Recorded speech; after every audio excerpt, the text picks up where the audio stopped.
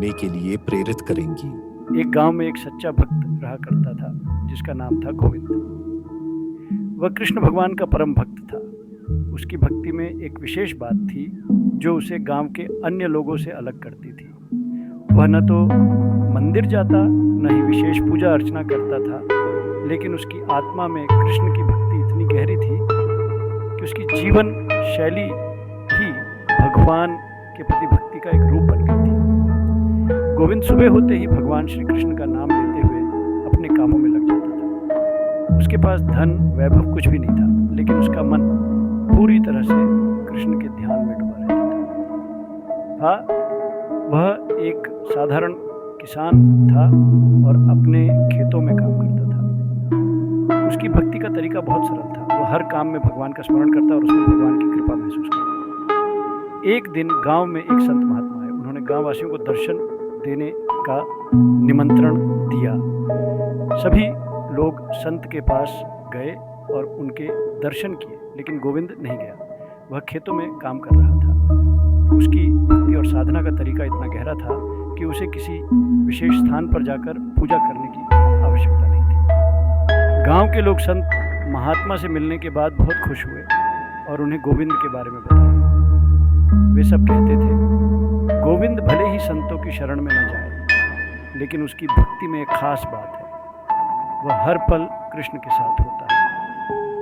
संत महात्मा को गोविंद के बारे में सुनकर बहुत इच्छा हुई कि वो उसे मिले और उसकी भक्ति का अनुभव करें। वे गोविंद के खेत में पहुंचे और देखा कि गोविंद अपने काम में पूरी तरह व्यस्त था। संत महात्मा ने उसे प्रणाम किया और कहा, गोविंद, तुम हर समय भगवान का नाम लेते हो, फिर भी तुम मुझे पूजा करने के लिए क्यों नहीं बुलाते? गोविंद मुस्कुराया और संत महात्मा से बोला, हे संत, मेरा विश्वास है कि भगवान मेरे साथ है। मैं जब भी काम करता हूँ मुझे उनका साथ महसूस होता है। मुझे हर पल उनका ध्यान करना अच्छा लगता है। पूजा का असली अर्थ मेरे लिए यही है, भगवान के नाम का उच्चारण, और उनके द्वारा दिया गया हर पल मुझे उनके आशीर्वाद का अनुभव कराता है। संत महात्मा ने गोविंद की बातों को ध्यान से सुना और कहा, गोविंद, तुम सच्चे भक्त हो। असली पूजा तो वही है जो व्यक्ति अपने हृदय से करता है। बाहरी पूजा से ज़्यादा महत्वपूर्ण है भगवान के प्रति सच्चा प्रेम और श्रद्धा। इस बात को सुनकर गोविंद का दिल गदगद हो गया। वह समझ गया कि उसकी साधना सही रास्ते पर है। संत महात्मा ने उसकी भक्ति की सराहना की और भगवान श्री कृष्ण के कुछ मंत्रों का उच्चारण किया, जिन्हें सुनकर गोविंद का हृदय पूरी तरह से नर्म हो गया। गांव वाले गोविंद की भक्ति से बहुत प्रभावित हुए। वे समझ गए कि भगवान के साथ प्रेम और विश्वास से ही हर काम में सफलता मिलती है। गोविंद की भक्ति ने सभी को यह सिखाया कि भक्ति का असली अर्थ बाहरी पूजा नहीं, बल्कि भगवान के प्रति सच्चे प्रेम और श्रद्धा में है। समाप्ति की ओर बढ़ते हुए गोविंद ने गांव वासियों से कहा, हे सब लोग, भगवान का नाम लेने से हमारा जीवन सरल और आनंदमय हो जाता है। हमें भगवान के प्रति सच्चा प्रेम और श्रद्धा रखना चाहिए। वह हमारे साथ है, हमें बस उनका विश्वास रखना है। गोविंद की भक्ति और उसकी सादगी ने गांव में एक नया अध्याय शुरू किया। सभी लोग अपने अपने कामों में भगवान का नाम लेकर सुख शांति पाने लगे।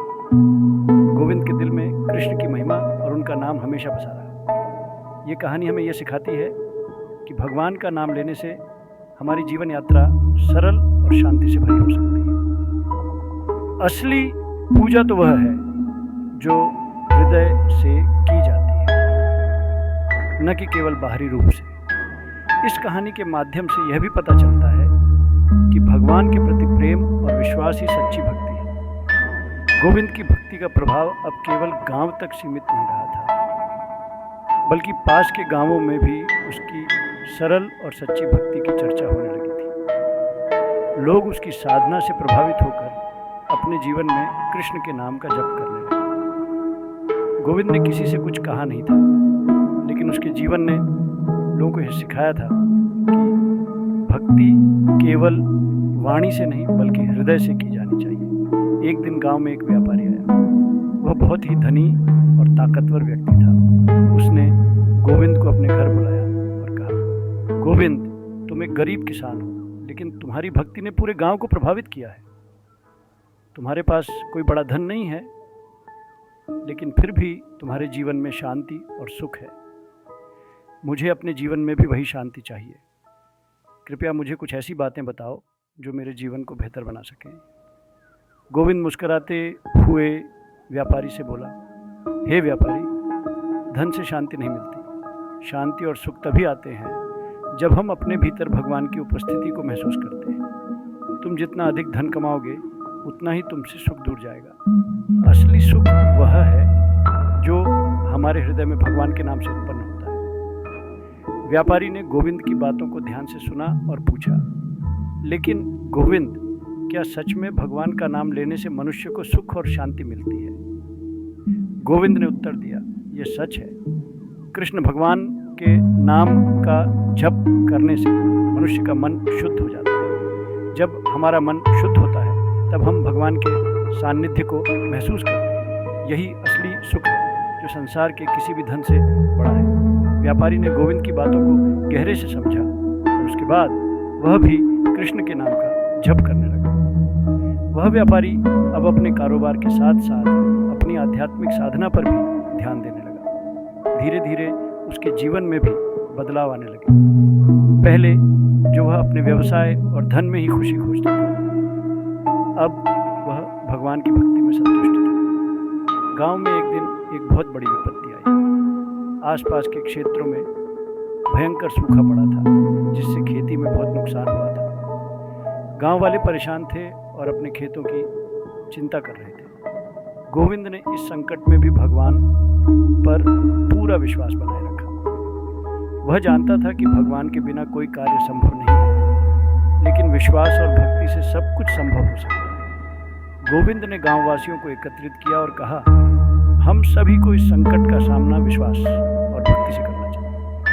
हम भगवान से प्रार्थना करें और उनके नाम का उच्चारण करें। अगर हमारी भक्ति सच्ची होगी तो भगवान हमें आशीर्वाद देंगे और इस संकट से उबारेंगे। सभी गांव वाले गोविंद के साथ भगवान श्री कृष्ण का नाम लेने लगे। वे दिन रात भगवान का स्मरण करने लगे। किसी ने खेतों में काम किया तो कोई घर में बैठकर ध्यान करता। इस तरह गांव में भक्ति का वातावरण बन गया। एक सप्ताह बाद ऐसा हुआ कि गांव के पास एक नदी थी जो कई सालों से सूखी पड़ी थी। एक रात अचानक भारी बारिश शुरू हो गई और नदी में जल का स्तर बढ़ने लगा। गांव के लोग हैरान रह गए, क्योंकि कई सालों से इस नदी में पानी नहीं आया था। बारिश के साथ ही एक चमत्कार हुआ। नदी का पानी बहते हुए गांव के खेतों तक पहुंचने लगा। खेतों में पानी पहुंचा और किसानों की बर्बादी होते होते बच गई। गांव वाले यह देखकर अवाक रह गए। वे समझ गए कि यह सब भगवान की कृपा और उनकी भक्ति के कारण हुआ था। गोविंद ने यह दृश्य देखा और भगवान का आभार व्यक्त किया।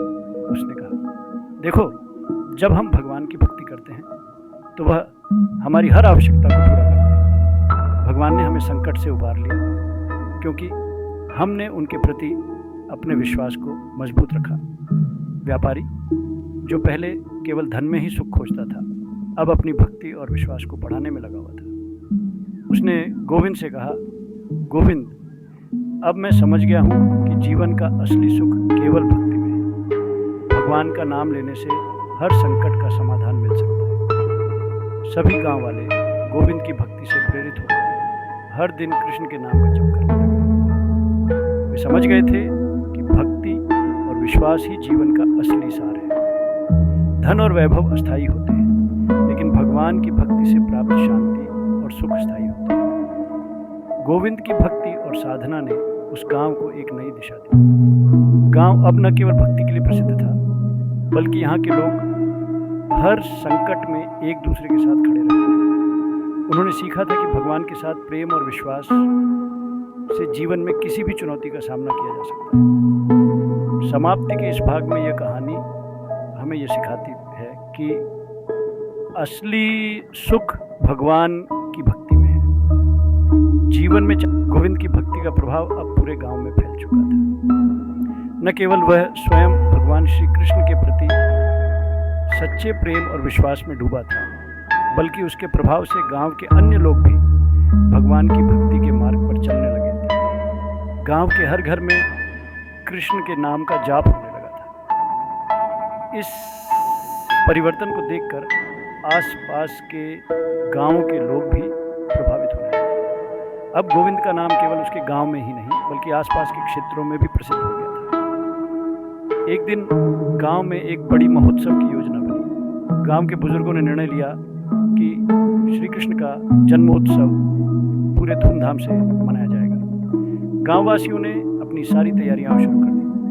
महोत्सव के लिए विशेष पूजा, भजन, कीर्तन और राधा कृष्ण की झांकी सजाने की योजना बनाई गई। गोविंद को यह सब देखकर अत्यधिक खुशी हुई, लेकिन उसने सोचा कि महोत्सव का असली उद्देश्य क्या है। वह जानता था कि कृष्ण का जन्मोत्सव मनाना केवल बाहरी रूप से नहीं बल्कि पूरे हृदय से भगवान की भक्ति करने का समय है।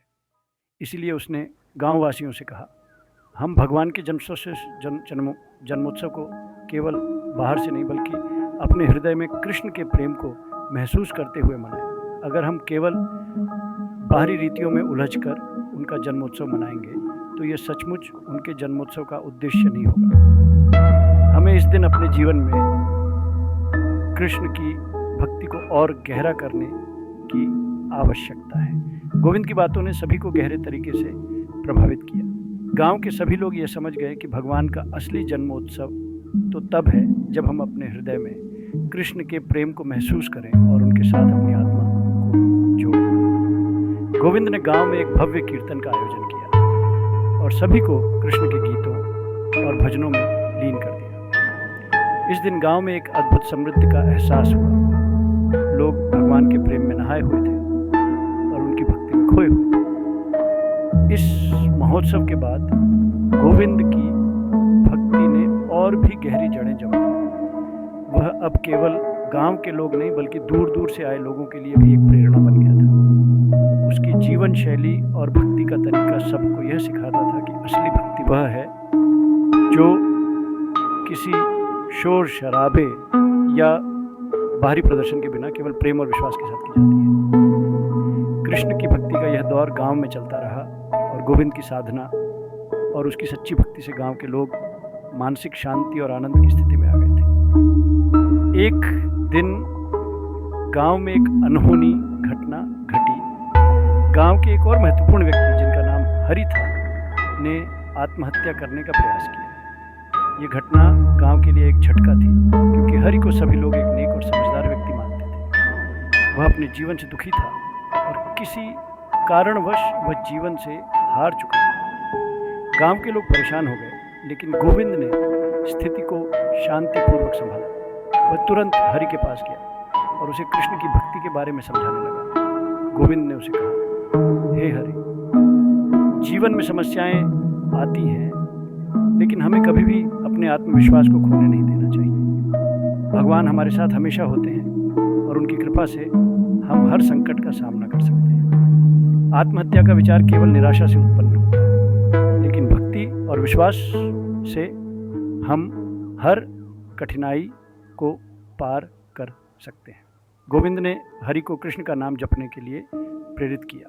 हरि ने पहले कुछ संकोच किया, लेकिन गोविंद के शब्दों ने उसके दिल को छुआ। उसने धीरे धीरे कृष्ण का नाम लिया और कुछ ही समय में वह अपने जीवन के प्रति फिर से उत्साहित हो गया। गोविंद की भक्ति और कृष्ण के नाम का असर इतना गहरा था कि हरि का जीवन फिर से पुनः जाग उठा। वह अपनी कठिनाइयों का सामना करते हुए कृष्ण की भक्ति में मग्न हो गया। ये घटना गांव में एक नया मोड़ लेकर आई। अब लोग यह समझ गए थे कि जीवन के हर संकट से उबरने का एकमात्र रास्ता कृष्ण की भक्ति और विश्वास में है। इस घटना के बाद गोविंद का नाम और भी सम्मानित हुआ। उसकी भक्ति और प्रेम ने न केवल एक व्यक्ति की जीवन की दिशा बदल दी, बल्कि पूरे गांव को आत्मविश्वास और विश्वास के साथ जीवन जीने की प्रेरणा दी। समाप्ति की ओर बढ़ते हुए गोविंद ने गांववासियों से कहा, जब हम कृष्ण की भक्ति करते हैं तो हमें अपनी समस्याओं को भगवान के पास छोड़ देना चाहिए। वह हमें सही मार्ग पर मार्गदर्शन देंगे और हमारी हर कठिनाई को समाप्त करेंगे। असली सुख वह है जो भगवान के साथ होता है। गांव में एक नई ऊर्जा और भक्ति का प्रवाह था। अब लोग हर कार्य को भगवान के नाम से करते थे और उनका विश्वास और प्रेम कृष्ण में दिन ब दिन बढ़ता जा रहा था। गोविंद की साधना और भक्ति ने गांव को एक नई दिशा दी और वह गांव कृष्ण के परम भक्तों के लिए प्रसिद्ध हो गया। कृष्ण के साथ हर कठिनाई का सामना किया जा सकता है। आपका जीवन सुखद और ज्ञानमय हो। हमारे साथ जुड़े रहने के लिए धन्यवाद। अगर आपको हमारी कहानियां और ज्ञान की बातें पसंद आई तो कृपया हमारे चैनल गुरु प्रणाम मोटिवेशन को सब्सक्राइब करें और नई अपडेट्स के लिए बेल आइकन पर क्लिक करना न भूलें। हमें आपके साथ साझा करते रहना है श्री श्री रविशंकर जी की अद्भुत शिक्षाएं और कहानियां। धन्यवाद और शुभकामनाएं।